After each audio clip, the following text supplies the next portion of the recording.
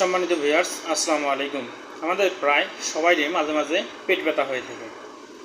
পেটের কোন অংশে ব্যথা হলে কী কারণে হচ্ছে আমরা যেভাবে জানতে পারবো।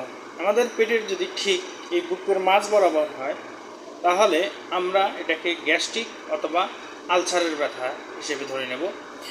আমাদের পেটের যদি ডান উপরিভাগে ব্যথা হয়, তাহলে এটা লিভার অথবা পিত্তথলির কোনো সমস্যার কারণে ব্যথা হিসেবে ধরে নেব। আমাদের পেটের যদি বাম দিকে ব্যথা হয়, তাহলে এটা অগ্নাশয় অথবা পাকস্থলীর ব্যথা হিসেবে ধরে নেব।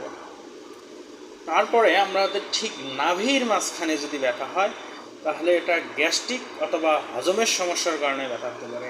আমাদের যদি নাভির ঠিক ডান দিকে ব্যথা হয়, তাহলে এটা অ্যাপেন্ডিক্সের কারণে হতে পারে। পেটের যদি নাভির বাম দিকে হয়, তাহলে এটা কোলনের সমস্যার কারণে হতে পারে। ঠিক নাভির নিচ বরাবর যদি ব্যথা হয়, মহিলাদের ক্ষেত্রে জরায়ুর সমস্যার কারণে হতে পারে এবং প্রস্রাবের ইনফেকশনের কারণে হতে পারে।